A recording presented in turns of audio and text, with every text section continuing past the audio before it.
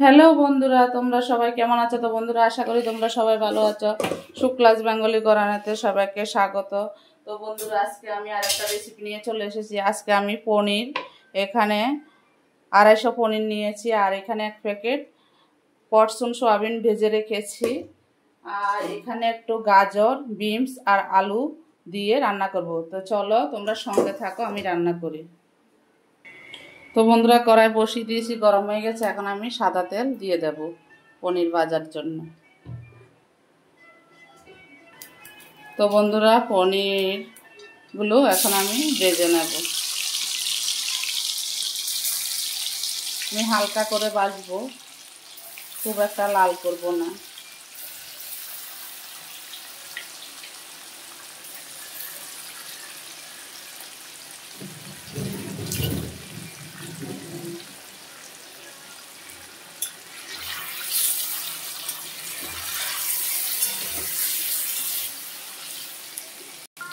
তো বন্ধুরা, পনিরগুলো আমি বেশি ভাজিনি, এখন আমি নামিয়ে ফেলবো।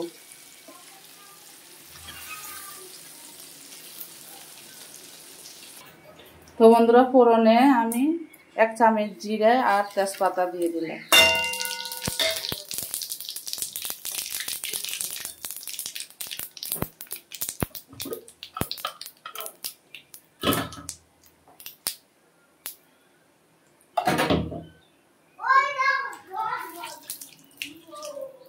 তো বন্ধুরা, এগুলো ভাজা ভাজা হয়ে গেছে। এখানে আমি পেস্ট করে নিয়েছি কাজু বাদাম, কাঁচা লঙ্কা, আদা।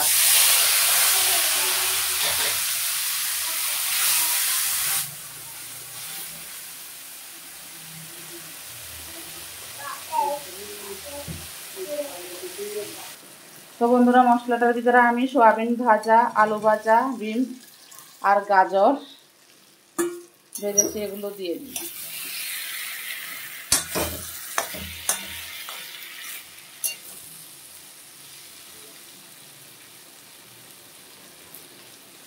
তো বন্ধুরা, হলুদ আমি দেবো না, যা দিয়েছি ভাজাতে। আমি একটু কাশ্মীরের লঙ্কার গুঁড়ো দিয়ে দেব।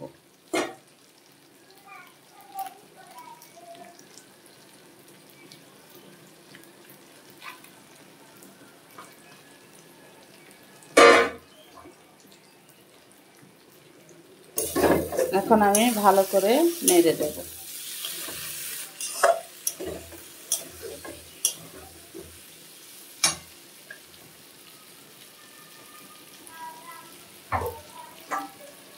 তো বন্ধুরা, স্বাদ অনুযায়ী আমি নুন দিয়ে দিলাম। তো বন্ধুরা, আমি পনিরগুলো দিয়ে দিলাম, একবারে কষানো হয়ে যাবে।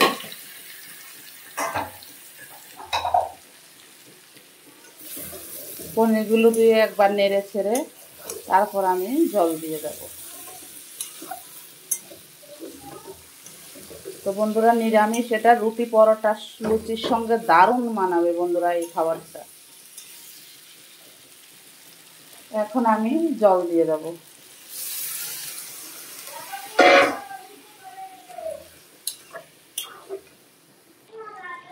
তো বন্ধুরা, পনির দিয়ে সয়াবিন দিয়ে হয়ে গেছে। আমি একটু শাহি গরম মশলা নামানোর আগে দিয়ে দিলাম।